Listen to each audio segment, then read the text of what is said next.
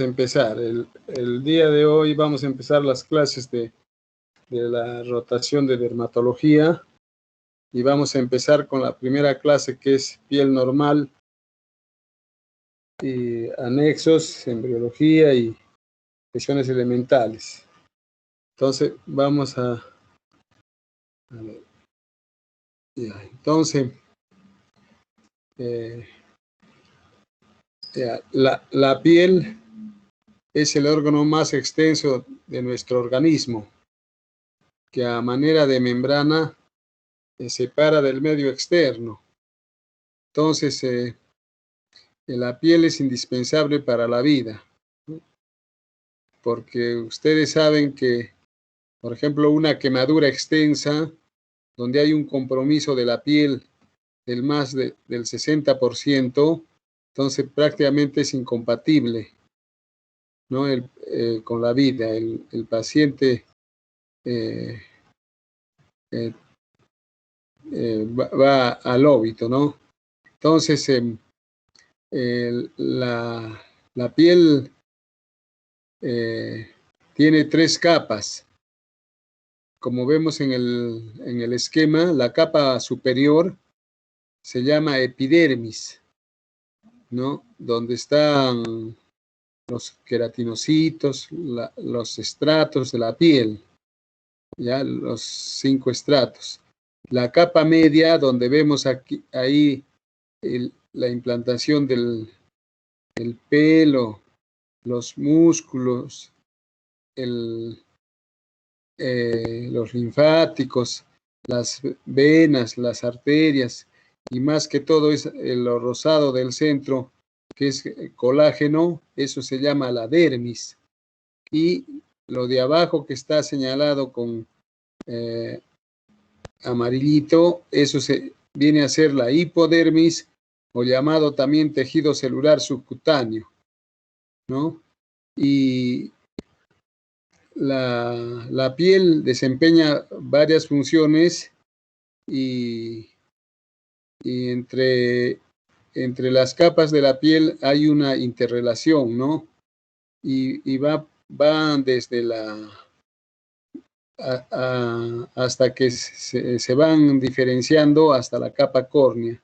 O sea que en la epidermis, que es la capa superior, ahí hay un estrato basal, y después hay una serie de células que van aplanándose a manera que se proyectan hacia la superficie hasta llegar y conformar la capa córnea.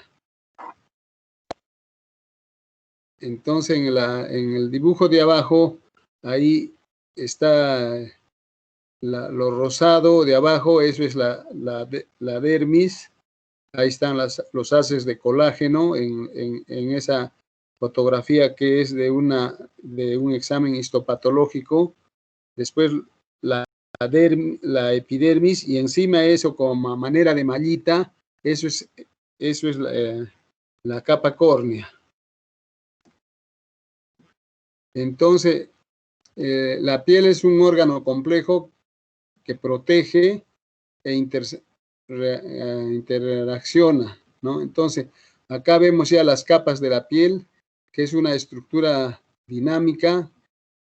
La piel es permeable y protege contra agentes infecciosos a través de la termorregulación, a través de la filtración de la luz ultravioleta, ¿no? Que también sirve para reparación de heridas y apariencia física de barrera. Entonces, la integridad estructural de la piel está dada por la epidermis, la dermis y la hipodermis. O sea que es hablar de una piel completa, ¿no? Y la actividad antimicrobiana la realiza el sistema inmunitario innato y las células dendríticas presentadoras de antígeno de la epidermis. Estas células son las células de Langerhans, ¿no? Que son células inmunitarias circulantes, ¿no?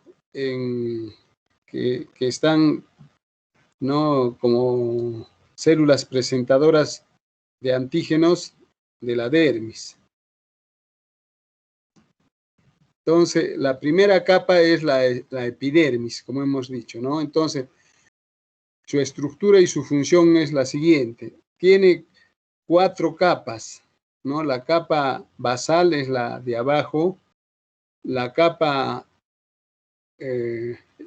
espinosa es la que sigue avanzando hacia arriba, y que las células primeramente en la capa basal son así cilíndricas, y conforme van avanzando van aplanándose. Entonces ya en la capa espinosa las células ya son romboidales, y después ya van aplanándose más arriba en la capa granulosa, y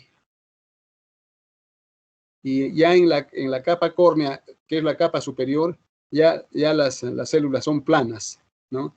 Entonces, en estas células, en la capa córnea, el 90%, o sea, en la capa superior, se llaman queratinocitos o corneocitos, ¿no? Y que a partir, como dije, de las células basales que están en la base, se van sufriendo cambios, y que demoran pues de 28 a 52, incluso hasta 75 días en ese recambio, que hasta llegar hasta la capa córnea.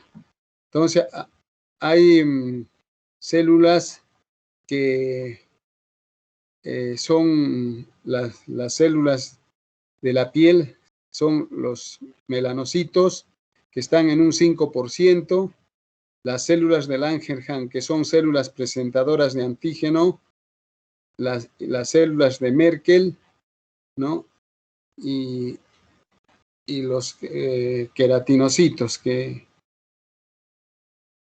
son 4 tipos de células. Entonces, melanocitos, células de Langerhans, células de Merkel y los queratinocitos, ¿no? Entonces, acá no mencionamos, pero sí es bueno mencionarlo, que en la piel delgada tiene pues 4 estratos, los mencionados, pero en la piel gruesa, que está en la palma de la mano y la planta de los pies, hay un estrato más. Después del estrato granuloso y antes del estrato córneo, ahí se llama estrato lúcido. Entonces, ¿quién tiene los 5 estratos? La piel gruesa. ¿Y quién tiene 4 estratos? La piel delgada. Entonces, la piel gruesa, como digo, es en la palma de la mano y la planta de los pies, y la piel delgada, por ejemplo, es en el párpado, en los antebrazos, en el prepucio, esa es piel delgada.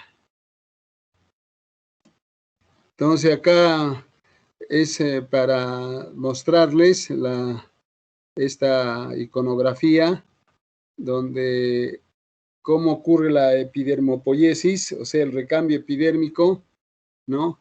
Y el turnover, o sea, el recambio, pues, ¿no? Celular, ¿no? Por ejemplo, lo normal que cambiemos nosotros en promedio, la piel es de 29 días, ¿no? Y acá está mencionando 52 también a 75. Pero, ¿qué pasa en la psoriasis, que es una enfermedad crónica? Entonces, este recambio celular está recontraacelerado. Es de 5, 4, 5, 6 días, ¿no? Máximo 8 a 10. Y por eso es que hay ese recambio tan acelerado, que por eso se manifiesta con esa descamación abundante al hacer nosotros con el raspado con la cureta de Brock, ¿no? Entonces sale como harina, como descamación abundante, ¿no? En una placa de psoriasis. Entonces, esta epidermopoiesis tiene factores estimuladores, ¿no? Y esta factores estimuladores son factores de crecimiento epidérmico, ¿no? Ahí tenemos estos factores que incrementan la epidermopoiesis uniéndose a receptores específicos de la superficie celular, ¿no? Entonces, el queratinocito humano sintetiza 4 factores de crecimiento de la familia, ¿no? Y son los transformadores de factores tumorales alfa, la anfiregulina, ¿no? El factor de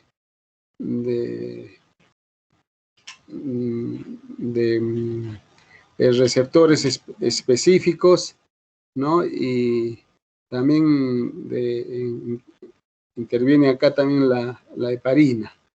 Y hay otras citocinas que estimulan también a los queratinocitos, son la interleuquina 1, la interleucina 6 y el macrófago, que es el estimulador de colonias de los granulocitos,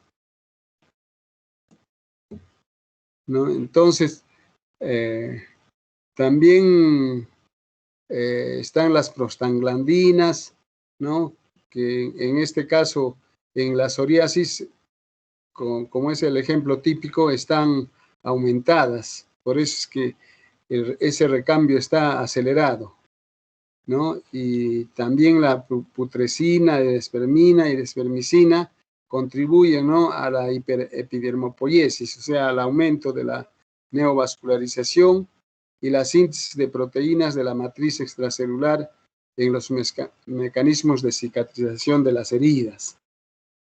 Entonces, todo esto es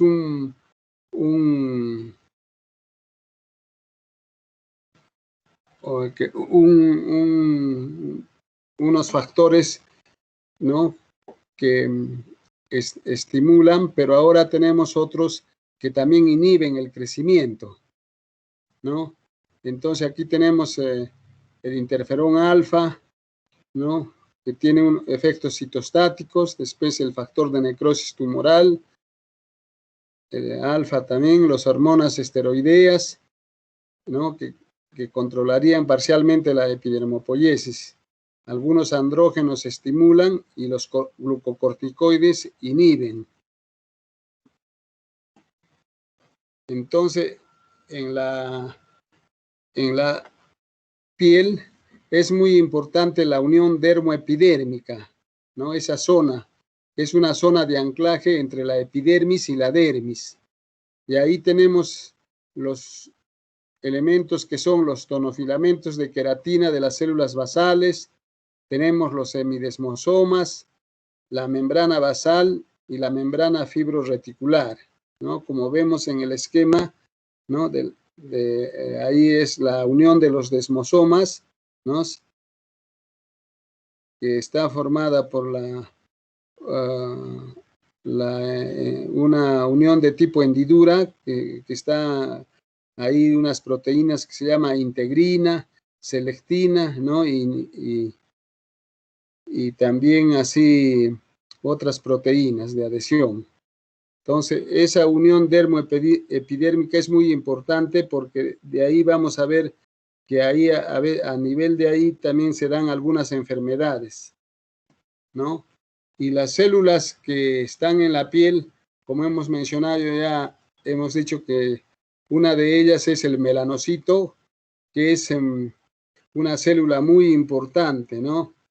Porque el melanocito después, cuando tiene alguna alteración o alguna particularidad, entonces va a ser el precursor para dar, ¿no? El melanoma.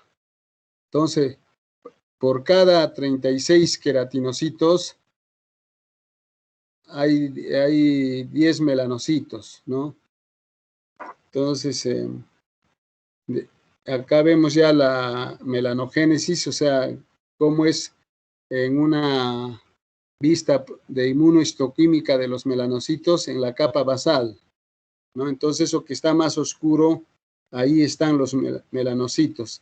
y en la capa superior están los queratinocitos. Entonces, en esa proporción que les he dicho, ahí están, ¿no?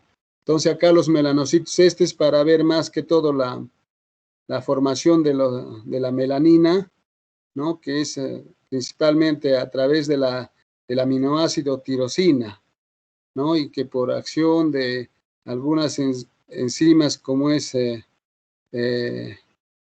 la tirosinasa que se activa, ¿no? Y se convierte en tirosina y de ahí ya en melanina, la cual se almacena dentro de los melanosomas, ¿no? Y después es transferida a los queratinocitos y va a dar una transcripción del gen de la tirosinasa. Entonces, un ciclo que es más que todo para mostrarles, ¿no? Para la formación pues, de la melanina. Después tenemos las otras células que son las células de Merkel, que también son muy importantes, que a veces se comportan como células nerviosas, ¿ya? Y también ya hemos hablado de las células que son las células de Langerhans, que son células presentadoras de antígeno que tienen que ver con, con las alergias, ¿no? O sea, con los antígenos y la consecuente respuesta de los anticuerpos. Entonces, la piel se acompaña de los anexos, y los anexos de la piel son los pelos, o sea, el cabello y las uñas. Entonces, acá vemos un esquema del cabello, ¿no? Que es uno de los anexos que componen las faneras de la piel. Entonces, ahí están las partes del pelo, y siempre el pelo está acompañado con una glándula apocrina, ¿no? Por ahí es donde tiene su conducto y desemboca, ¿no? Cuando hay el sudor o la secreción sebácea, ¿no? Entonces el pelo tiene sus partes, que es la papila, después la matriz, y la cutícula, la corteza, y la parte central es la médula, ¿no? Entonces, al lado derecho está ya a un esquema más, más ampliado. Ahí están las partes, ¿no? Que se está mencionando. Entonces, la otra parte es la uña, ¿no? Entonces, la uña es una lámina convexa rosada, que también tiene sus partes, que es la parte blanquita de la uña, es la lúnula. Después tenemos la lámina unguial, ya propiamente la lámina de la uña, y después tenemos el borde, o sea, el lado proximal se llama eponiquio y el lado distal se llama hiponiquio, y a los lados se llaman los surcos unguiales, ¿no? Surcos de la uña. Entonces, esa es una uña normal, ¿no? Y al otro lado, los anexos también que se considera de la piel son las glándulas sebáceas y las glándulas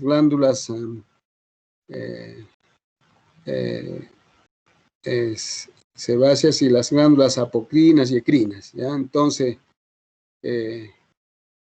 la glándula sebácea siempre, como he dicho, se acompaña con el folículo piloso. Por eso es que en el acné, por ejemplo, en la cara, ¿no? En el vellito, ahí siempre hay esa secreción sebácea o grasosa que es típica del paciente con acné, ¿no? Y las glándulas apocrinas y ecrinas, ¿no? Son las que también componen y tienen que ver mucho con la secreción sebácea también, ¿ya? Entonces, Después, en cuanto a la inervación de la piel, entonces está formado por un plexo vascular, ¿no? Y como hemos dicho, miren, todos los elementos están en la dermis. La epidermis es avascular, no tiene, miren, no tienen vasos y solo se nutre a expensas de la dermis, ¿no? Entonces, la dermis es avascular y la piel están ahí las venas y las arterias, como siempre, ¿no? En pareja, ¿no? Al lado de una vena hay también una arteria, ¿no? Entonces, el plexo vascular de la piel. Y también están las terminaciones nerviosas, ¿no? Que tiene que ver con la piel, y ahí están las terminaciones libres y todo lo que tiene que ver con la sensibilidad. Entonces ahí están la sensibilidad a través de los corpúsculos, ¿no? Que son los corpúsculos de la piel, que es el de Ruffini, por ejemplo, al calor, el de Krauss al frío, el de Batter-Pasini a la presión, ¿no? Entonces tiene que ver mucho también y está ligados a la piel. Entonces, en cuanto a las funciones de la piel, en primer lugar tiene una función termorreguladora. Después interviene en la síntesis de la vitamina D. Es suficiente unos 20 a 30 minutos que nos dé el sol para que se sintetice la vitamina D. Después la piel tiene una función inmunológica que la vamos a ver, ¿no? Cuando veamos las alergias, ahí vamos a explicar de la función inmunológica. Después la función de sensibilidad, ¿no? De la piel, por medio de la piel interviene en la sensibilidad de nuestro cuerpo. Después la piel tiene una función protectora, ¿no? Una función de barrera que evita pues la pérdida de líquidos, ¿no? y de agua, ¿no? Tiene una función de comunicación y de conducta social, ¿no? Entonces, en cuanto a la función protectora, nos protege pues de una agresión física, de un golpe, de un trauma. Entonces la piel cumple pues su función de barrera, ¿no?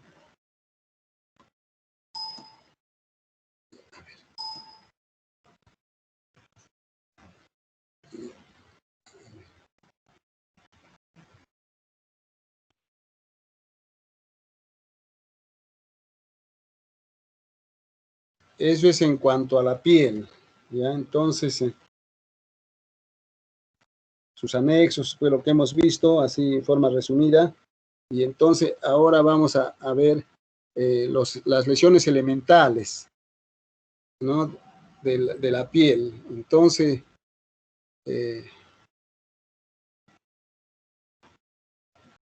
acá para algo complementarles, que ya esto yo les he hecho cuando hemos hecho la práctica.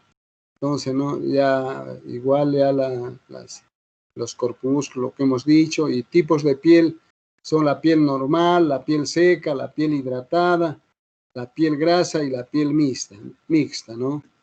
Y para los exámenes de ayuda que tenemos para hacer el examen de piel, siempre lo principal es la inspección y la palpación, ¿no? Que debe ser prolija de todo el tegumento, ¿no?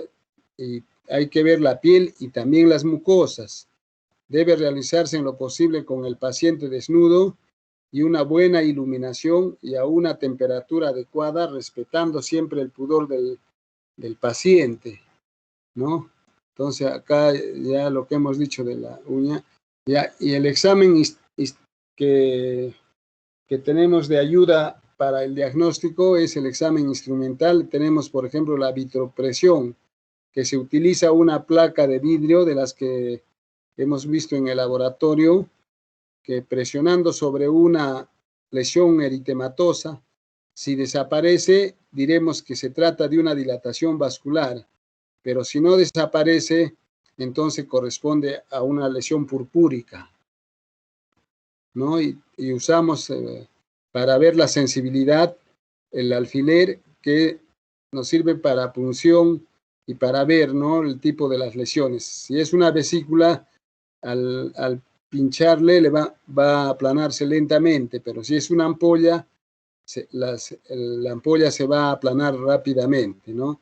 Entonces, esto nos sirve para ver la alteración de la sensibilidad, el alfiler, porque en la lepra, por ejemplo, que es una patología que casi no vemos, eso se ve más que todo en la selva, en los departamentos de Loreto, Ucayali, Madre de Dios.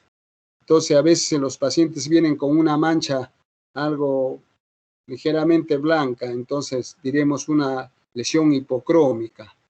Y que si no tiene sensibilidad, entonces se trataría de una lepra, y lo que se va perdiendo la sensibilidad en el siguiente orden. Primero la sensibilidad térmica, después se pierde la sensibilidad dolorosa y después la táctil, ¿no? Después tenemos otra prueba que nos sirve también, es la prueba de la histamina, que esto se utiliza, ¿no? Por ejemplo, para las alergias, ¿no? Entonces, si nosotros hacemos así un raspado, ¿no?, con algún un bajalenguas, por ejemplo, entonces vemos que a los 2 a 3 minutos aparece un eritema reflejo, y a los 4 minutos ya se forma la pápula o roncha, que es la lesión elemental de la urticaria. También tenemos otro elemento que nos ayuda al diagnóstico, es la cureta de Broch, que es una curetita curva y roma que sirve para hacer la descamación y el desprendimiento de las escamas. Especialmente nos sirve para la psoriasis. Con solo hacer el raspado y que vemos bastante descamación, entonces ya nosotros podemos decir que esto es una psoriasis y confirmar el diagnóstico. Después tenemos también el dermatoscopio, que es un aparato que es 10 veces más de aumento que una lupa. Entonces eso nos sirve para ver los lunares, las lesiones que tenemos sospecha de melanomas o de hemangiomas, y ya nos da el diagnóstico preciso. A veces con solo ver con el dermatoscopio ya es categórico el resultado, y ya no es necesario a veces hacer la biopsia. Solamente se hace biopsia más cuando es un cáncer de piel, ¿no?, porque necesita confirmarlo. Pero otra lesión que ya nos da el diagnóstico preciso, a veces obviamos ya de hacer la biopsia. Después tenemos la lámpara de Gut, que nos sirve para ver los hongos. Con esa lámpara nosotros vemos la lesión, y si es de color azul verdosa, es positiva para hongos. Y si es algo rojiza o anaranjada, entonces es una infección bacteriana que se llama eritrasma. Después tenemos otra ayuda, son los test cutáneos, son los test de parches de escarificación para ver las alergias y procesos específicos. Entonces, esos parches se pone, por ejemplo, en la espalda, ¿no?, y que corresponde a cada, digamos, a cada medicamento, por ejemplo. Y si vemos que produce alergia al leer a las 24 horas, 48, y se lee incluso hasta las 72, y donde no ha pasado nada, entonces diremos que no tiene pues alergia a ese medicamento, por ejemplo, ¿ya? Y lo último es la biopsia, que es ya mandatoria, que se hace con bisturí y también con unos aparatitos en forma de lapicero que se llaman punch, ¿no?, que quiere decir pues que son en sacabocado, ¿no? Y que son así numerados del 1 al 10. Generalmente hacemos la biopsia con el número 3 o el número 4, pero si queremos hacer una biopsia de una lesión del tejido celular subcutáneo, una enfermedad, por ejemplo, ahí están las paniculitis, ahí está el eritema nodoso, el eritema indurado de Bazán. Entonces, cualquiera de esos, tenemos que hacer una biopsia grande y profunda para que llegue hasta la grasita de la piel, que hemos dicho la tercera capa, que es el tejido celular subcutáneo. Entonces tiene que ser con un punch número 6 o 7, ¿no? Si no, el patólogo no nos va a dar una respuesta concreta y precisa, porque no va a tener buena muestra. Entonces, esos son los exámenes de ayuda al diagnóstico en dermatología. Ahora vamos a ver las lesiones elementales. Ustedes ya han hecho esta parte con el doctor Mostajo, ¿no? Cuando han hecho la práctica, pero lo vamos a desarrollar así para recordar y también reforzar, ¿no? Entonces, las lesiones elementales de la piel pueden ser primarias, que es sobre la piel normal, o pueden ser secundarias, como complicación de las lesiones primarias. Entonces, acá tenemos las lesiones primarias, pueden ser de contenido sólido o de contenido líquido. Las lesiones de contenido sólido son las máculas, pápulas, ronchas, nódulos, quistes, gomas, tumores, vegetaciones y tubérculos. Y las de contenido líquido, ahí tenemos las vesículas, las ampollas y las pústulas. Entonces vamos a ver ejemplos con iconografía para que ustedes la entiendan más. Entonces empezamos con las lesiones primarias y después vamos a ver las lesiones secundarias. Entonces acá empezamos con las de contenido sólido, ¿no? Entonces tenemos aquí las máculas. Las máculas son manchas, mácula o mancha, ¿no? Cuando la mancha es menos de 1 centímetro, entonces le llamamos mácula, pero cuando es más grande, entonces ya se llama mancha, ¿no? Y estas manchas pueden ser de dos tipos, las manchas vasculares o máculas vasculares, que se llaman también eritemas, ¿no? Y cuando estas manchas son en las mucosas, se llaman enantemas, pero cuando es en la piel, se llaman exantemas, ¿no? Entonces, ejemplos de exantemas, tenemos el eritema figurado, el eritema pigmentado, como vemos en la foto de arriba. Ese se llama eritema pigmentado fijo medicamentoso, que es por alergia a algún medicamento, especialmente al Bactrim, a las sulfas. Y hay varios medicamentos, ¿no? Como unos 10 que pueden dar, pero en la experiencia el que más da es las sulfas. Después tenemos el eritema marginado, el eritema solar, como vemos en la parte inferior del sol. A veces cuando vamos a la playa y nos exponemos mucho y con la camisa abierta, entonces ahí nos da ese eritema, ¿no? Solar. Después tenemos el eritema discrómico perstan, que es la dermatitis cenicienta. Después el eritema anular centrífugo, ¿no? El eritema giratum y así varios eritemas.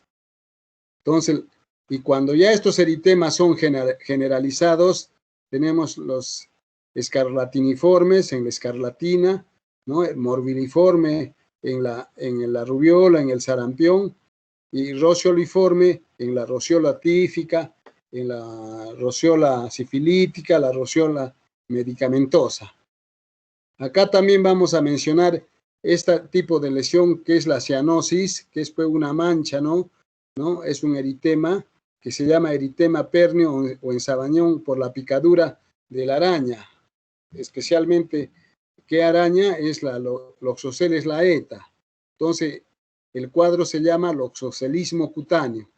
Esto también es muy importante porque una picadura de araña hay que solucionarlo antes de las 6 horas que hayan transcurrido para poner el suero antiloxoceles, porque si no ya no tiene efecto y la lesión avanza y el paciente se compromete, incluso se puede morir, ¿no? Después tenemos las lesiones, los exantemas purpúricos, entonces que son las víbices, las petequias, las equimosis, como vemos en estos esquemas, ¿no? La equimosis, por ejemplo, como cuando uno se accidenta, ¿no? Hay bastantes lesiones equimóticas. En este caso, esto es por la hemofilia, ¿no? O por la enfermedad de Werloff. Y también tenemos aquí entre las máculas vasculares están los hemangiomas, que son neoformaciones vasculares. Entonces los hemangiomas aparecen después de unos 15 días de nacer el niño y se va viendo como un lunarcito rojo. Entonces, y eso se caracteriza porque va creciendo y crece hasta el año de edad. Y después del año de edad va retrocediendo y se va desapareciendo. ¿Y en cuánto tiempo desaparece? A los 2 años y medio, a los 3, ¿no?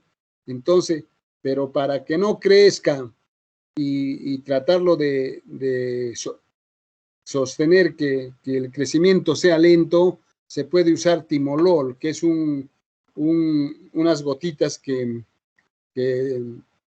se usa en oftalmología para el glaucoma. Entonces nos sirve para detener y que no crezca el hemangioma. Y estos hemangiomas pueden ser superficiales, pueden ser profundos o pueden ser mixtos. Y a diferencia de las malformaciones vasculares, es que las malformaciones vasculares son de nacimiento y son manchas más grandes, ¿no? Aquí tenemos, por ejemplo, el síndrome de Stuge-Weber, ¿no? El síndrome de Klippert-Treneau, ¿no? Como ejemplos. Entonces, esa es la diferencia entre el hemangioma que es después de nacer y que crece, y la malformación vascular es que así nace ya de nacimiento el paciente y eso no desaparece nunca, porque ya eso viene con el paciente de nacimiento. Mientras tanto, el hemangioma sí involuciona y desaparece, ¿no? Con el tiempo. Entonces, lo único que las malformaciones vasculares sí se mejoran hoy en día y desaparecen, digamos, pero con láser.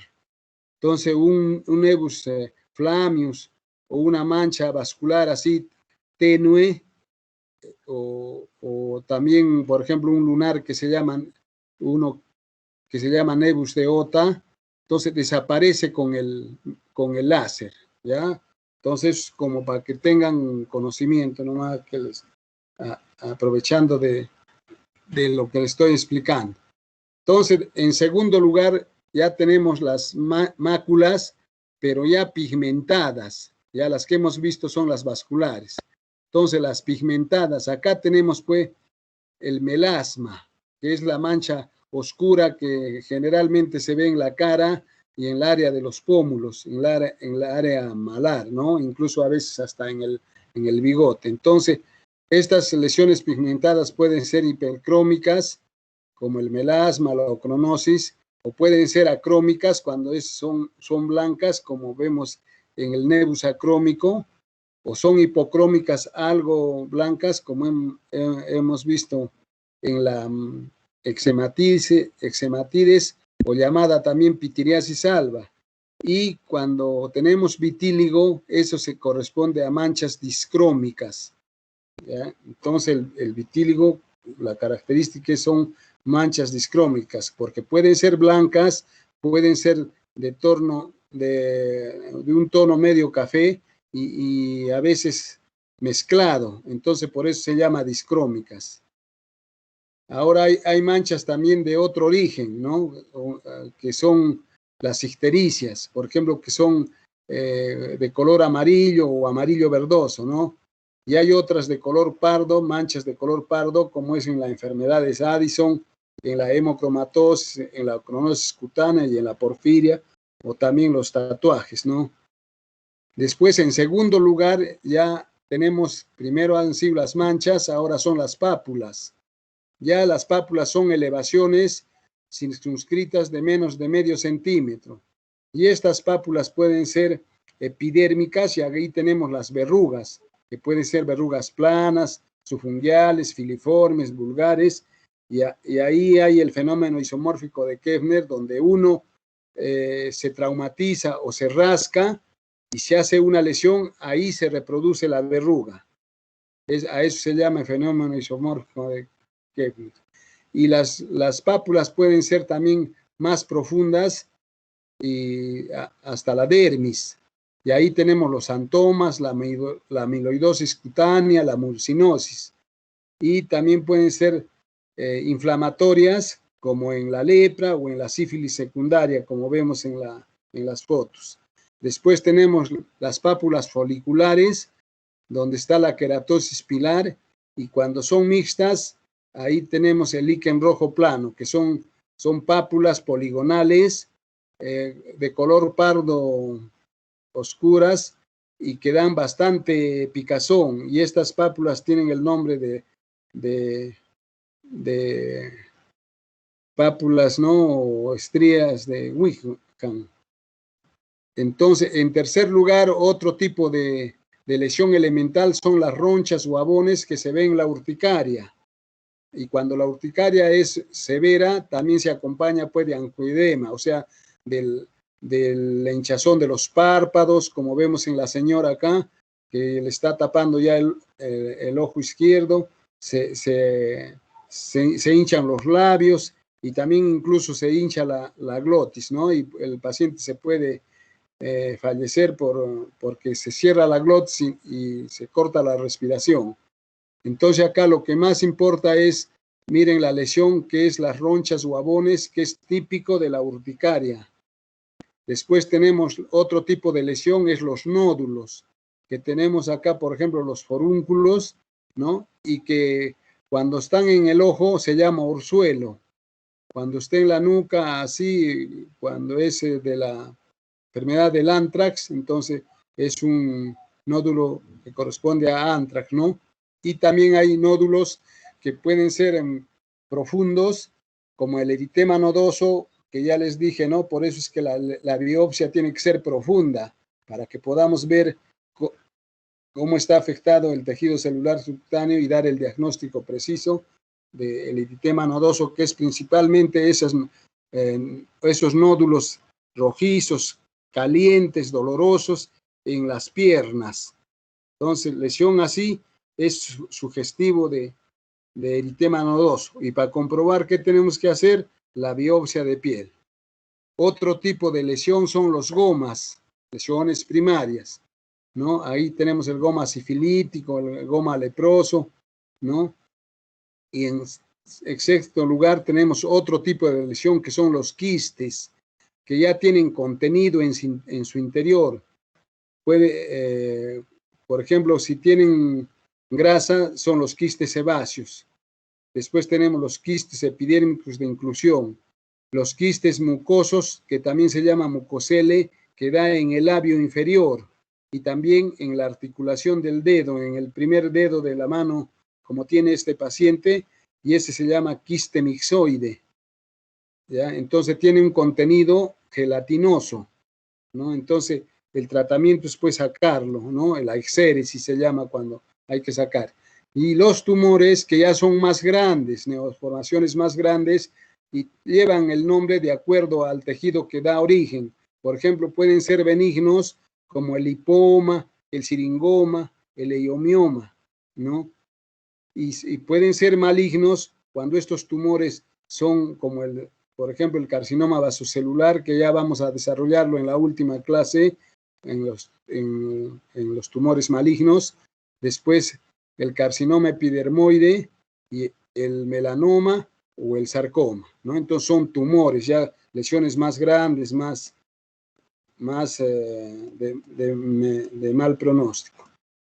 Y el otro tipo de lesiones son las vegetaciones, o sea, lesiones que tienen el aspecto de cresta de gallo o de coliflor, y esto se ve pues en los genitales y que corresponde a verrugas genitales, y el nombre correcto es condiloma acuminado o papiloma venéreo. Entonces acá, si yo les preguntaría qué lesión es, ustedes escriben, no es una lesión papilomatosa en forma de coliflor que corresponde a un condiloma acuminado. ¿Ya? Y las lesiones de contenido líquido son las vesículas. Ahí tenemos, pues, por ejemplo, el herpes genital, el herpes labial, la varicela, el herpes zóster, que son pues las lesiones vesiculares. Por ejemplo, en los recién nacidos, la miliaria, ¿no? Después tenemos, si son más grandes, ya se llaman ampollas, ¿no? Entonces, en una quemadura se ampolla. En el impétigo buloso también hay ampollas. En la enfermedad de During o dermatitis herpetiforme también son ampollas. ¿En dónde más tenemos? En las ampollas, en el pénfigo vulgar, en el síndrome de Stevens-Johnson, en la necrolisis epidérmica tóxica. Esto último que le estoy mencionando, ya las ampollas, por ejemplo, acá en las fotos, se han roto, se han denudado, se han roto y va formando las costras. Pero miren pues los casos severos, ¿no? Que vamos a ver también después esto del pénfigo va a ser el doctor Mostajo y yo voy a hacer el síndrome de Stevens-Johnson y la necrolisis epidérmica tóxica. Después ya tenemos las pústulas, que son pues lesiones con contenido con pus. Acá tenemos, por ejemplo, la foliculitis, donde hay una ampollita con pus, eso se llama pues pústula. Pero también se ve en la escabiosis en los lactantes, en la planta del pie, así esas pústulas es característico de la escabiosis o acarosis, pero solo en los niños de 1 año de edad o lactantes, pues todavía. En los mayores no se da estas lesiones.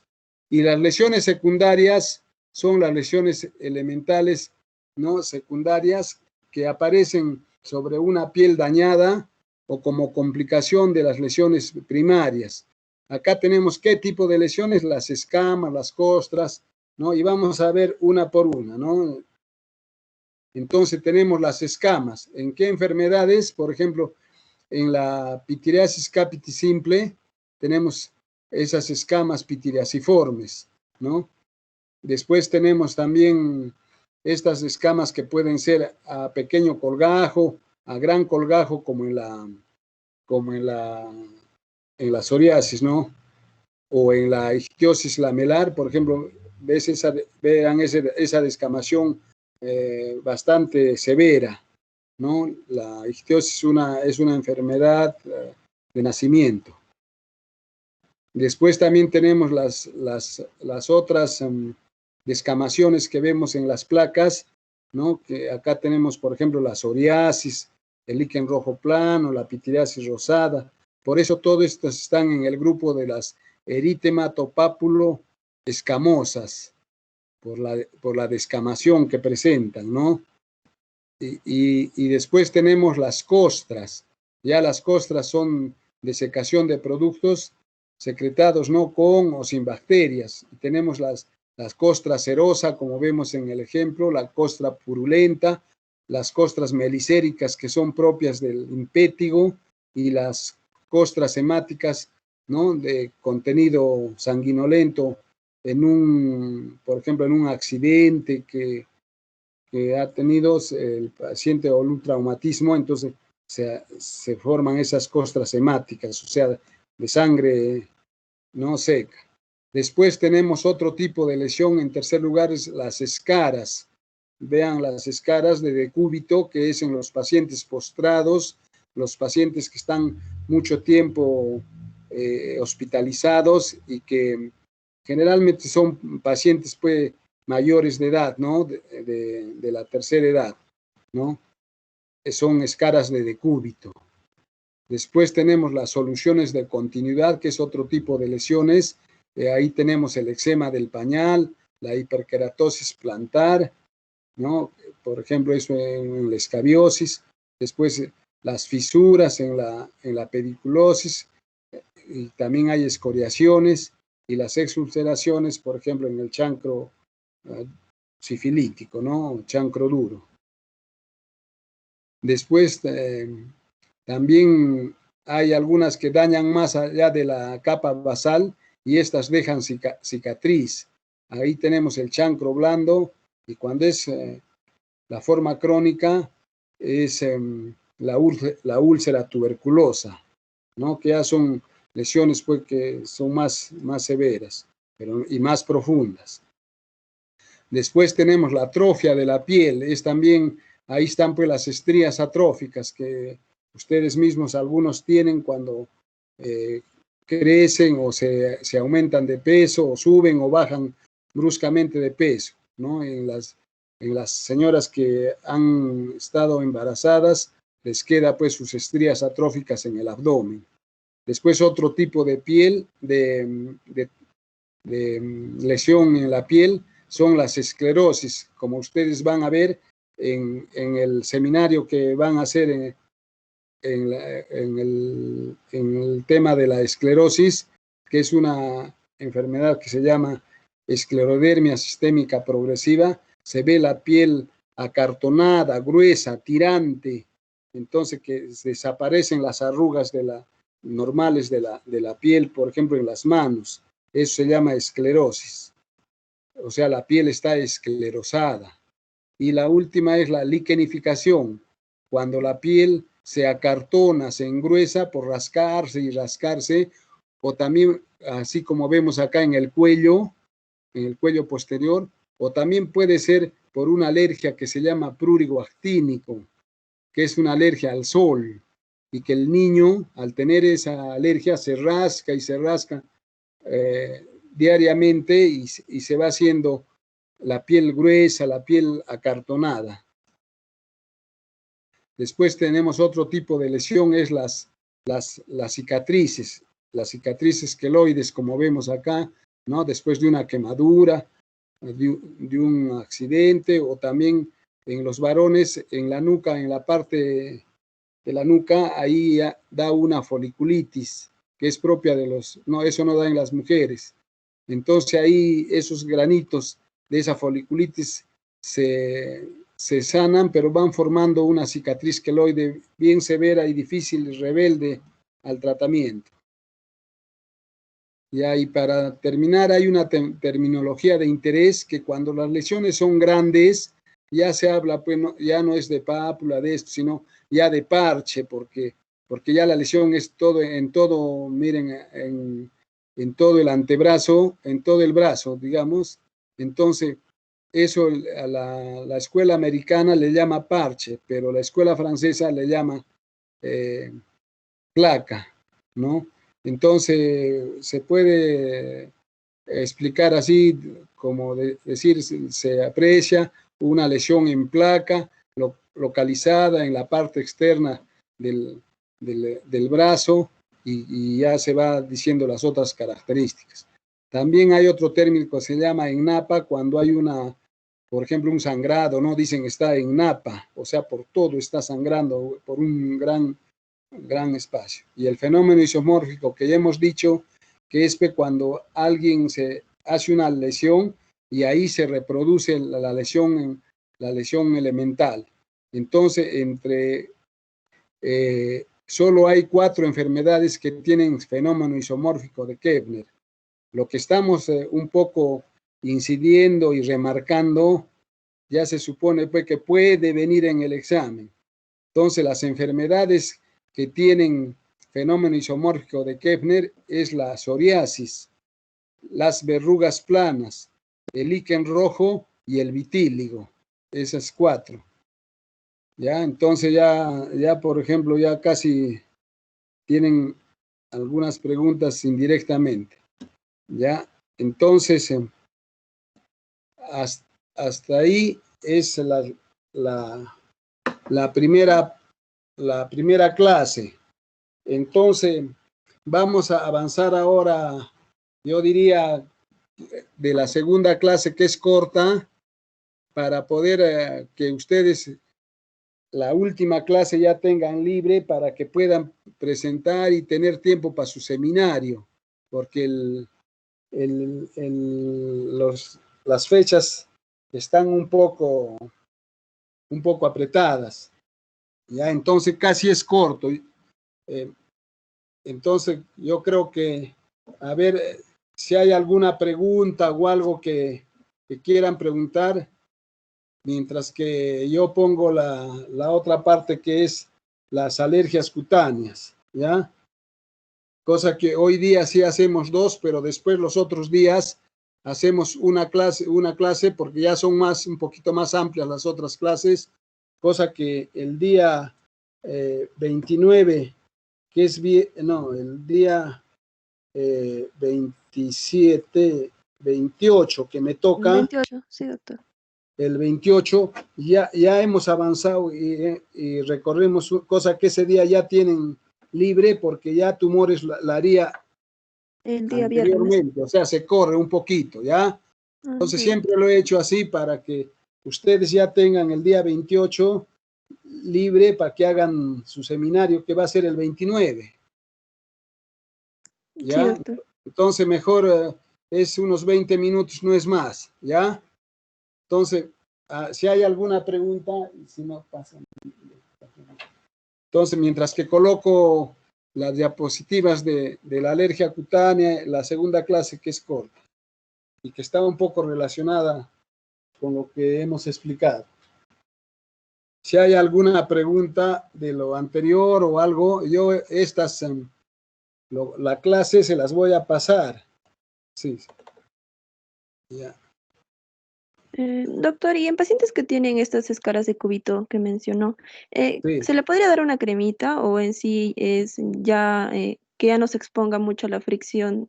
¿Qué es lo que se recomienda? Ya, sí, como hemos mencionado todas las lesiones, solo es mencionar, pero no he dicho pues el tratamiento, porque el tratamiento lo hacemos en cada clase que ya, por ejemplo, que se hace, entonces yo ahí va con su tratamiento, ¿ya? Pero lo que tú dices, lo que se hace pues, digamos, echarle unas cremas que vayan mejorando la piel, y hay que cambiarlo al paciente. Eso es por lo que a veces está mucho tiempo así echado. Entonces a veces hay que cambiarle de costadito para el otro lado, hay que friccionarle la piel, así.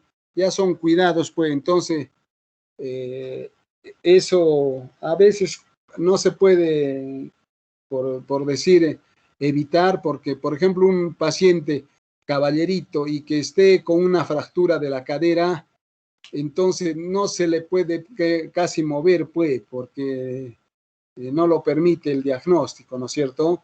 Pero hay cremas como el Vaifine, por ejemplo, que ha salido ahora último, muy bueno, es para las escaras de decúbito, ¿ya? El Vaifine es excelente.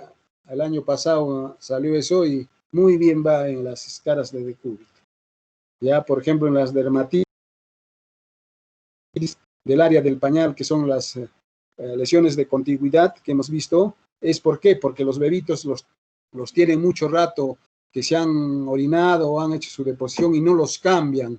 Entonces la piel se humedece y se irrita, ¿no? Entonces eso también hay que curar, hay que limpiar, decirle a la mamá que no lo tenga, pues, apenas vea que se orina o que se hace su deposición, tiene que cambiarlo, porque ahí está el resultado bueno de que nos vaya bien, ¿no? Porque así le pongamos una buena crema o algo así y no hace los cuidados que se quiere, no mejora, pues, al contrario, viene y dice, igual está el paciente, no mejora. y no es parte del cuidado también, ¿no? Ya, entonces, vamos a hacer entonces alergia cutánea, parte 1, digamos, porque pues esto de acá, aquí, ¿no? Ya, entonces,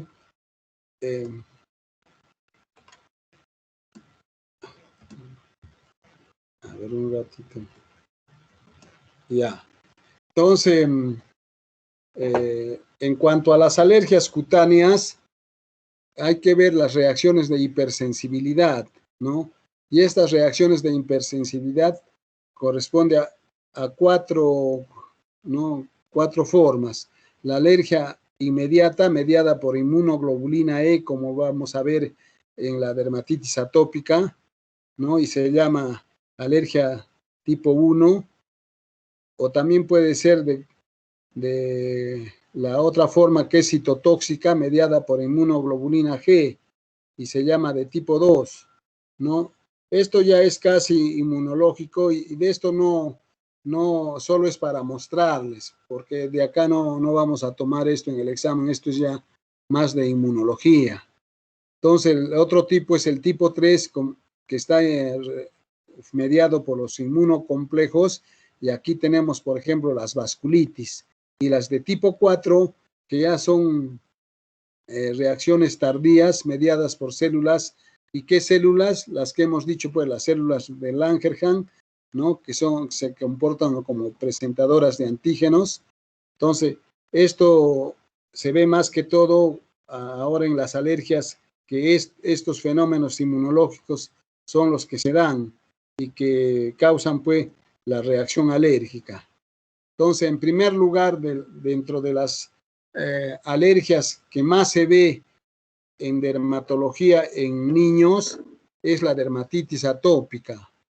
Entonces, esto es también muy importante. La dermatitis, no podría dejar de poner alguna pregunta en cualquier examen de dermatología, de residentado o esto, de dermatitis atópica, por la importancia que tiene. Entonces, es una enfermedad inflamatoria de la piel, pruriginosa, crónica, con antecedentes del paciente, que también cursa así como la alergia en la piel, también se acompaña de asma, de rinitis alérgica, de fiebre del heno, y que se debe, pues, a que es de herencia, es algo hereditario, porque es algo familiar. Entonces, ya vienen con esa predisposición el niño. Entonces, acá vemos, miren, esas lesiones costrosas, como hemos visto ahora, las lesiones costras, ¿no? Melicéricas, ¿no? Cuando están acompañadas con infección, y melicéricas porque son el color medio amarillo, ¿no? De las costras, por el que se mete el estafilococo aureus. Aureus significa oro o dorado, ¿no? Estafilococo dorado, por eso del color. Entonces, la dermatitis atópica es de inicio en los primeros meses de la vida. En un 60% se da en el primer año y el 30% antes de los 5 años. Y mejora la dermatitis atópica antes de los 15 años, incluso puede desaparecer, ¿no? Pero raramente la dermatitis atópica puede llegar hasta el adulto, y el adulto más bien es un problema, porque dermatitis atópica del adulto es bien severa y no mejora fácilmente con los tratamientos. Entonces, en el niño la predisposición es hereditaria, ¿no? Y como hemos dicho ya, acompañada con asma, rinitis, y igual es esta dermatitis tanto en hombres como en mujeres. Y lo característico y fundamental es el prurito, o sea, el escozor, es la lesión elemental. La causa es desconocida, pero hay una reacción de hipersensibilidad tipo 1, ¿no? De las 4 tipos que hemos visto ahorita, la de tipo 1, que es mediada por la inmunoglobulina E, ¿no?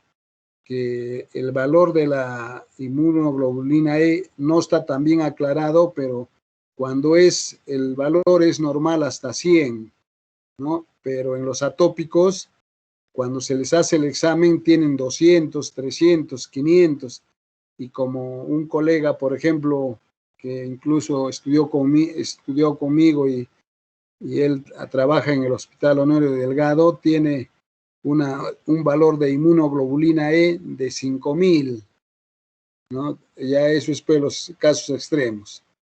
También tiene que ver un poco la ingesta de alimentos alergenos como la leche de vaca entera, por ejemplo, no tanto la leche de tarro, después los huevos, más que todo la clara, las nueces, la soya, los mariscos, el pescado, que pueden provocar prurito y llevar pues a una erupción eczematosa como vemos en los pacientes, ¿no? Entonces,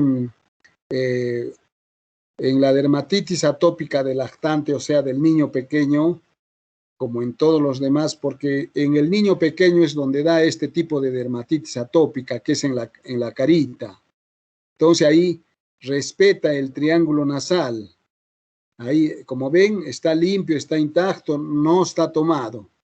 A diferencia de la dermatitis seborreica, que sí toma, o sea, el triángulo nasal. Ahí sí lo afecta. Entonces ahí con eso ya ustedes dicen, ¿es dermatitis atópica o es dermatitis seborreica? Con eso nomás. Después la dermatitis atópica, cuando ya el niño crece y digamos avanza en edad, ya las manifestaciones son un poco distintas, ¿no? Hay sequedad de la piel, prurito, liquenificación por el rascado, como hemos dicho, se liquenifica la piel, se acartona, y más que todo en las zonas flexoras, en las zonas flexoras de los brazos, como vemos ahí, en las zonas flexoras de las rodillas. Ahí se ve en el niño que es infante, ¿no? Y también puede dar, como les dije, la dermatitis atópica en el adulto, ¿no? Pero es más severo el cuadro, difícil de tratar, y como ven, ¿no? Miren las lesiones que son pues severas y que el paciente tiene bastante fastidio, incómodo, es irritable por su misma enfermedad, ¿no? Que está todo el tiempo. Cuando, por ejemplo, está donde hace polvo, donde hay humo, o que se lave con un jabón bactericida, le reseca más la piel y peor pues le hace, ¿no? Entonces hay diagnósticos, para el diagnóstico de la dermatitis atópica hay criterios mayores, y esos criterios mayores son el prurito, la distribución y morfología, ¿no? De las lesiones, el compromiso facial y extensor en los adultos, la liquenificación que hemos visto y la evolución por brotes, ¿no? Y la historia personal, pues, que diga, ¿no? A veces dice, no, es que su papá o su mamá o su abuelita siempre han sido alérgicos. Entonces debe tener 3 criterios mayores y 3 criterios menores para decir que es una dermatitis atópica. Entonces estos son los criterios mayores, y los criterios menores ya son más de 20, y es la cerosis, o sea, la piel seca, la IgE elevada, el eczema del pezón, ¿no? Los niños con pitiriasis alba. Después hay un plieguecito debajo de los ojos cuando al niño le dice, a ver, cierra suavemente los ojos, ahí se forma un pliegue, ese se llama pliegue de Dennis Morgan, ¿no? Entonces todos estos, que el estrés, el demografismo, todos esos son criterios menores de la dermatitis atópica. Entonces, 3 criterios mayores más 3 menores hacen el diagnóstico, ¿no? Entonces, esto más bien ya es una dermatitis, ¿no? O sea, un eczema, ¿ya? Este eczema más bien es debido, por ejemplo, a una dermatitis, por ejemplo, de contacto, ¿no? Puede ser de causa exógena o que puede ser de causa endógena, ¿no?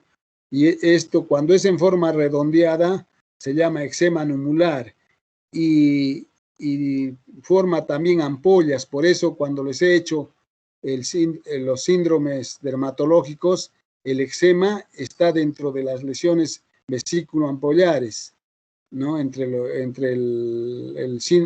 los síndromes, ¿no?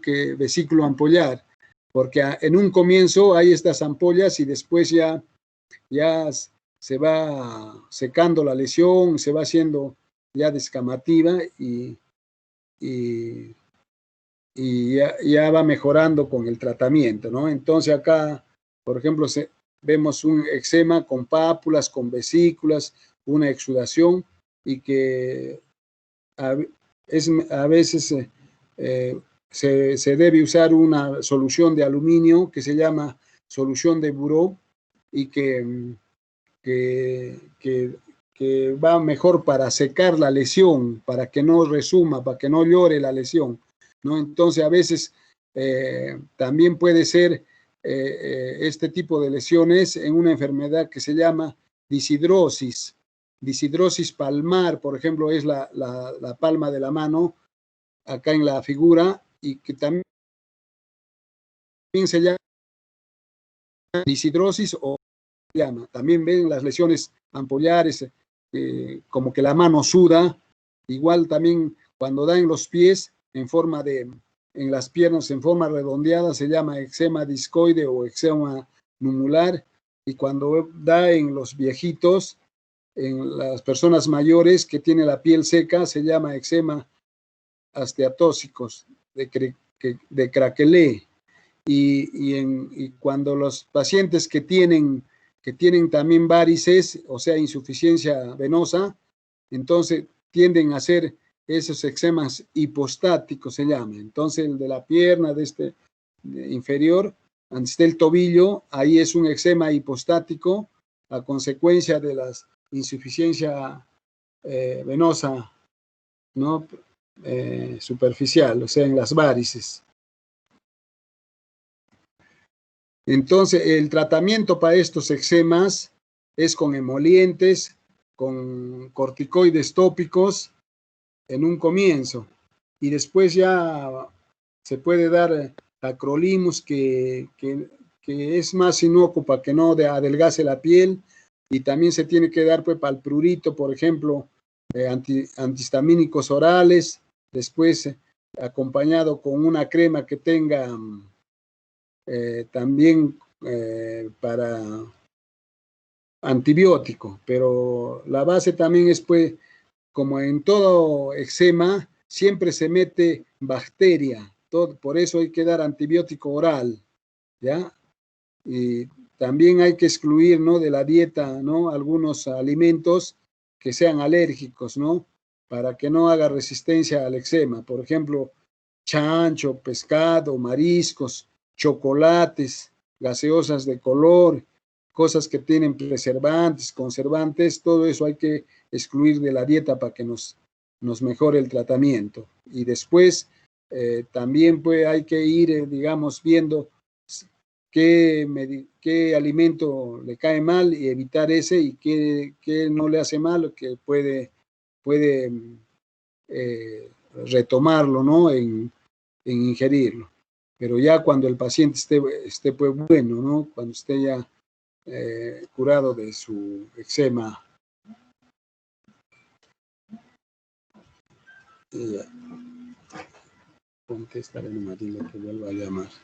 Ya, entonces vamos a seguir. Entonces, después tenemos otro tipo de alergia, que es la dermatitis alérgica por contacto. Entonces, como su nombre lo indica, por contacto con alguna sustancia, ¿no? Y hay una respuesta rápida cuando se detecta la causa que está provocando esta dermatitis de contacto. Entonces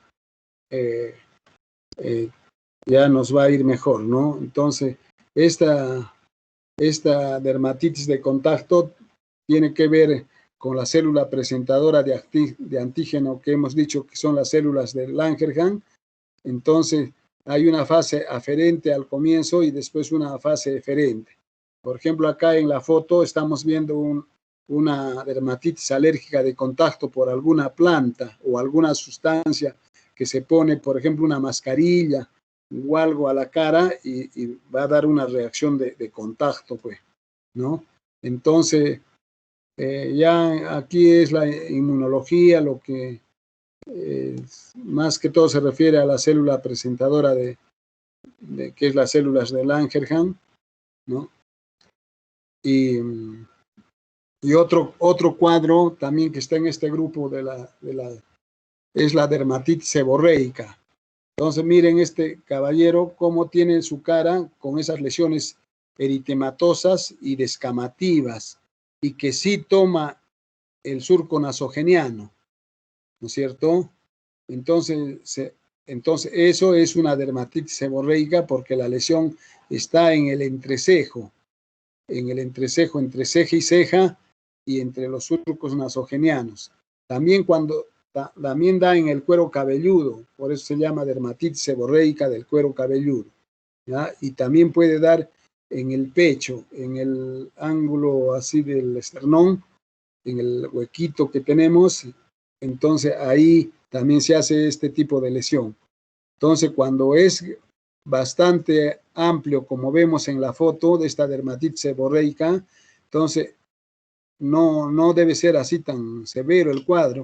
Entonces, eso es un marcador para pedirle al paciente VIH, porque puede ser que este paciente, por tanto, el cuadro tan severo, puede estar cruzando con un VIH positivo, ¿no? Entonces, eso es lo importante.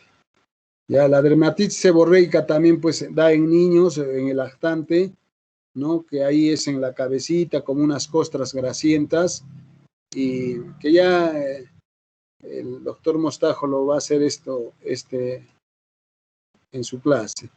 Da en los niños, pero puede dar en los adultos también, como estamos viendo, ¿ya? Más que todo, lo que va a hacer él es en lo que da en los niños. ¿Ya? Entonces vamos a ver ahora la alergia, la parte 2.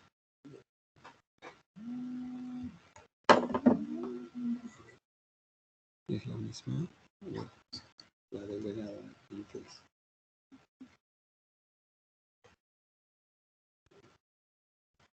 Aló.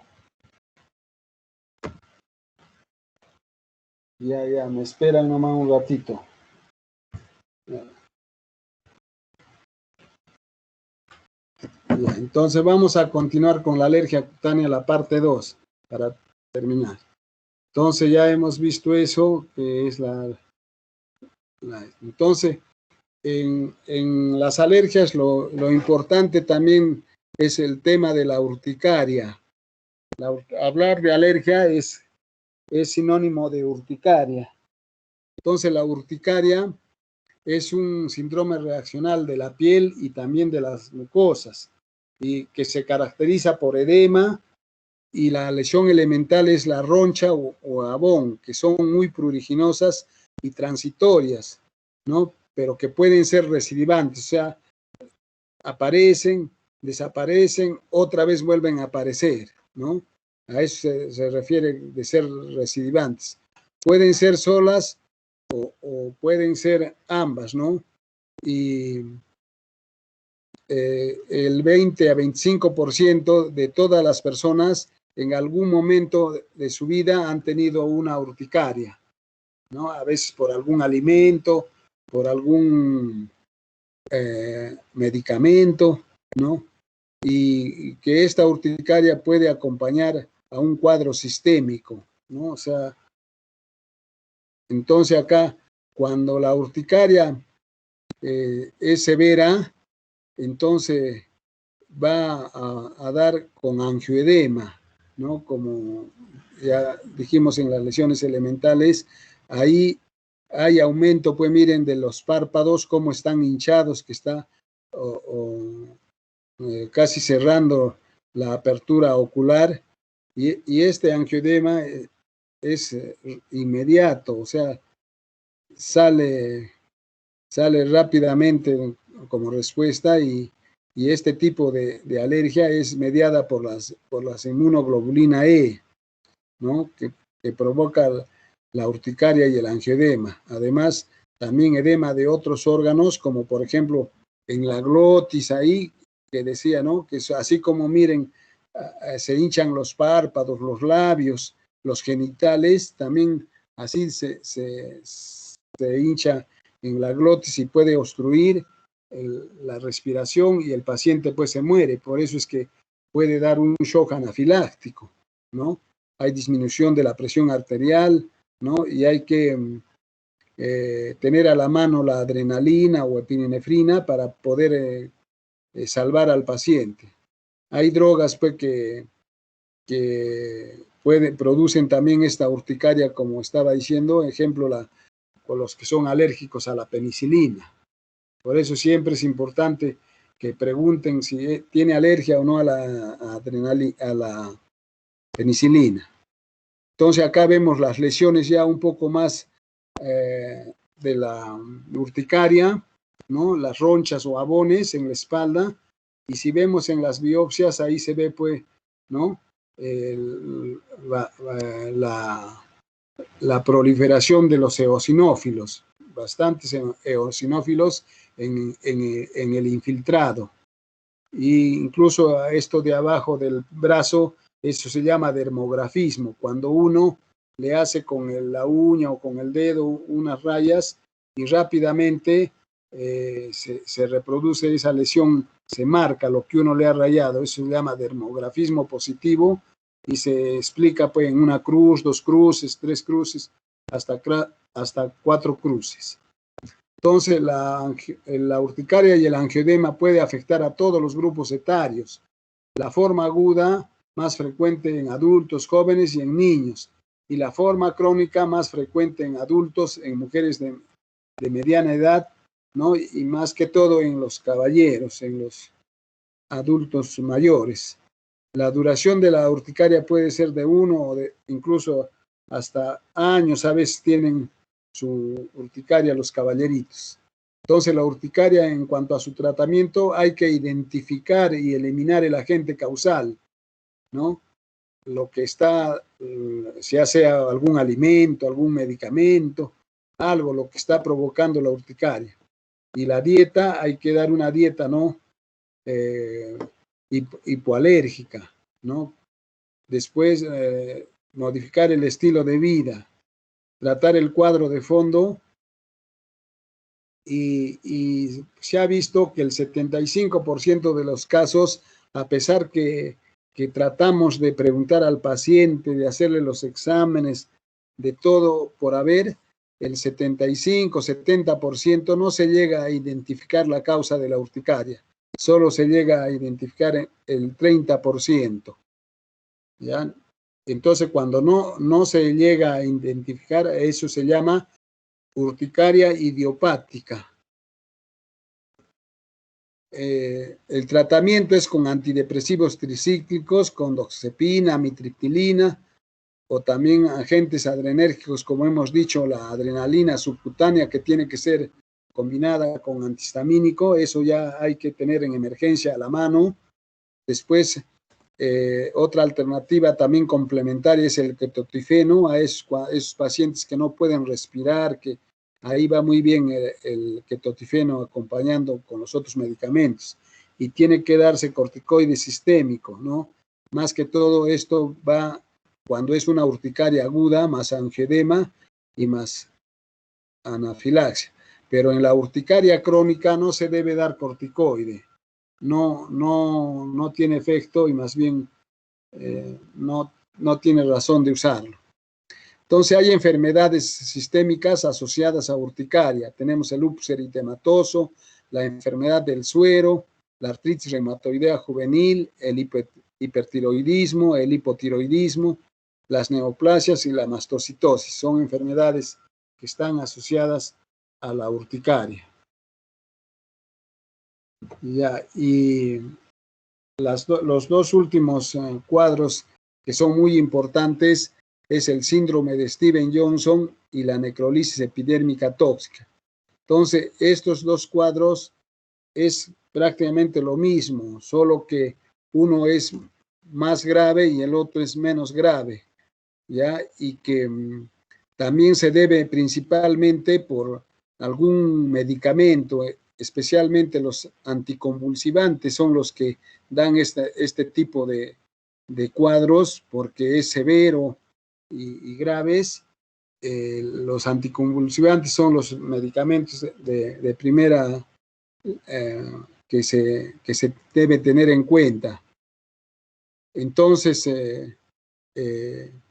antes, para lo de la urticaria, es bueno que también les diga de que antes la urticaria, la primera causa era alimenticia de la urticaria, pero hoy en día ya se ha cambiado. La primera causa también es algún medicamento y la segunda causa ya es algún alimento.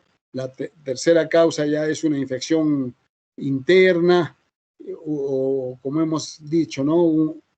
Está relacionada con el hipotiroidismo, hipertiroidismo, así. Ya eso también para remarcarlo, lo de la urticaria, ya que acá estamos tratando la necrolisis epidérmica tóxica y el síndrome de Stevens-Johnson, que es principalmente causado por algún medicamento.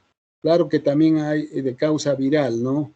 Pero entonces, en cuanto a la de necrolisis epidérmica tóxica, se llama también enfermedad de Lyell, más frecuentes en mujeres y hay formas clínicas algo leves, pero por lo general es grave.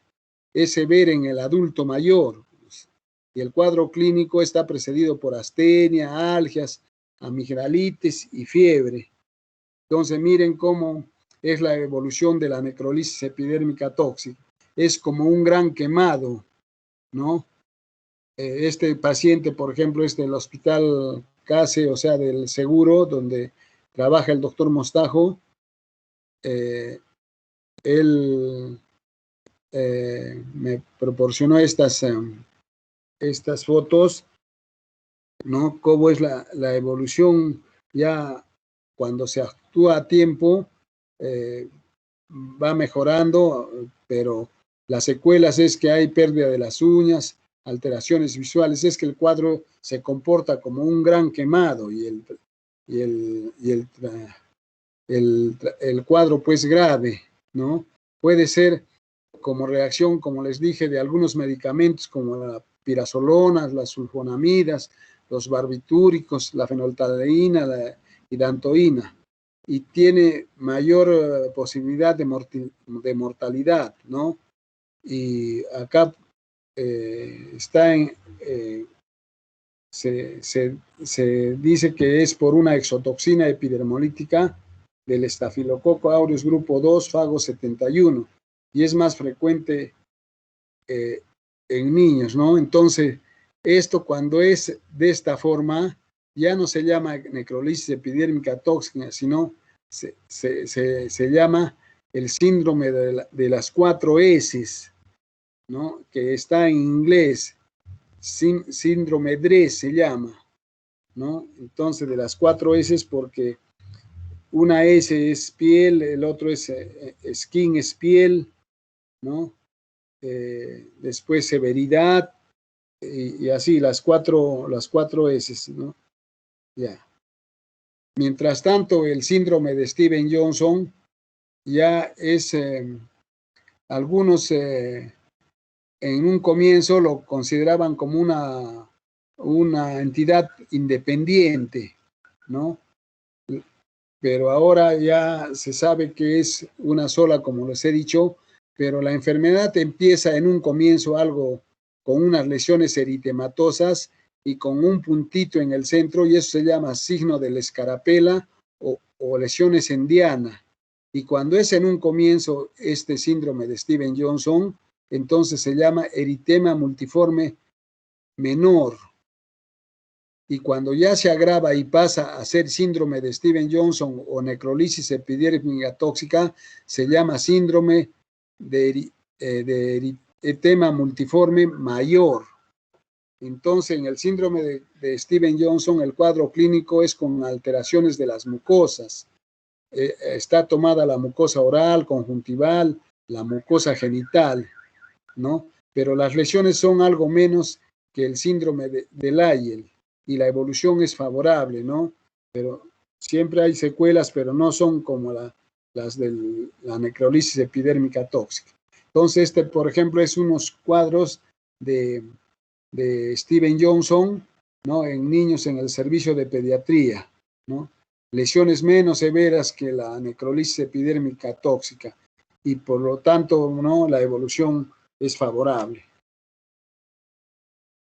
Ya, entonces, estos dos síndromes, el síndrome de Steven Johnson y de la necrolisis epidérmica tóxica, entonces, el síndrome de Steven Johnson toma menos del 10% de la superficie corporal, mientras tanto el síndrome la enfermedad del Lyell o la necrolisis epidérmica tóxica toma más del 30% de la superficie corporal. Y para el tratamiento tiene que ser multidisciplinario cuando es síndrome de Steven Johnson o necrolisis epidérmica tóxica o también llamado eritema multiformes mayores.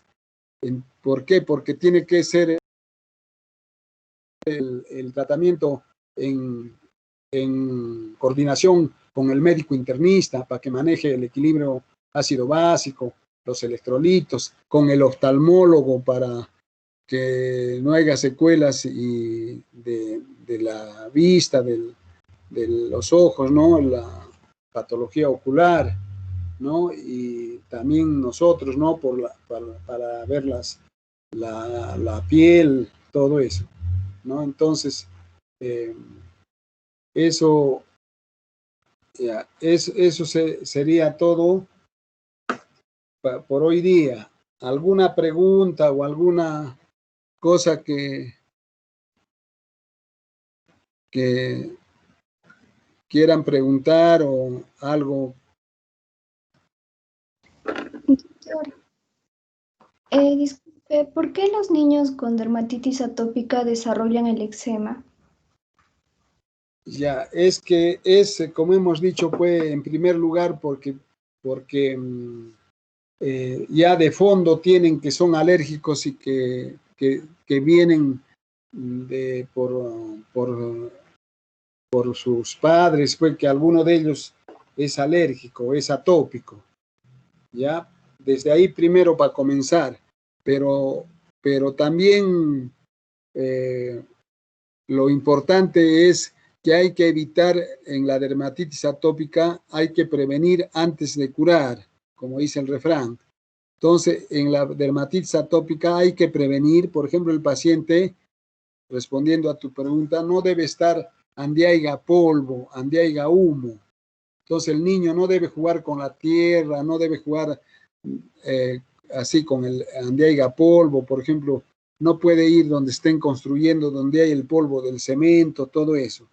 Después, también tiene que usar ropa de algodón, que es antialérgica.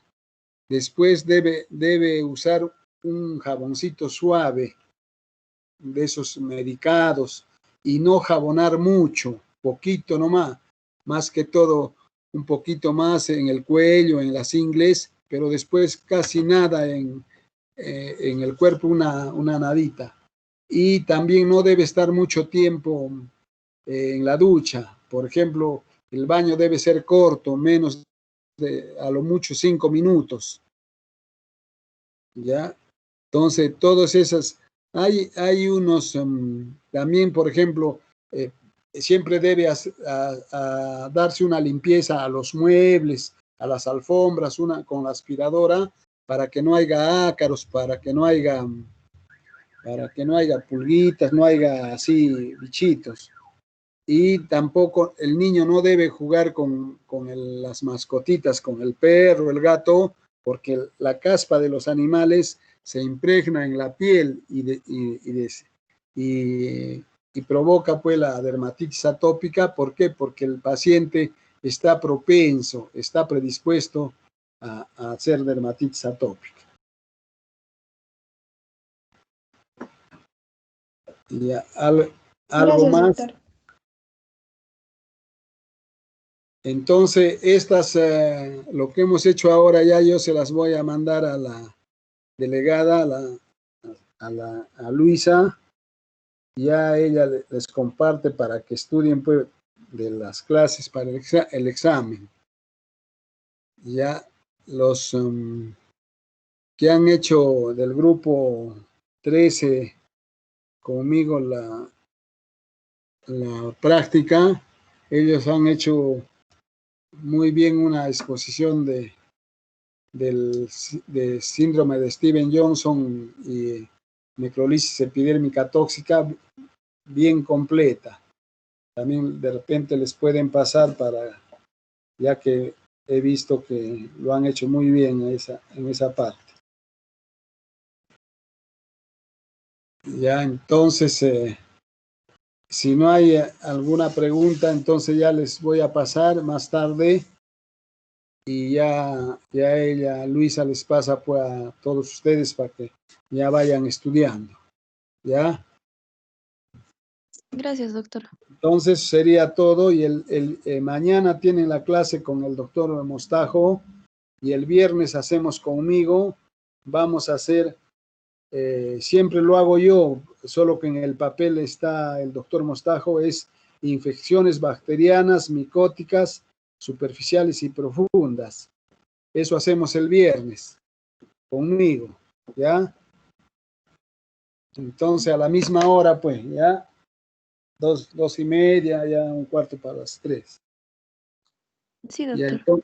Entonces ya tienen para ir estudiando y lo puntual, también yo lo he hecho un poco resumido porque no lo vamos a hacer tan extenso. Lo puntual es lo que importa a ustedes.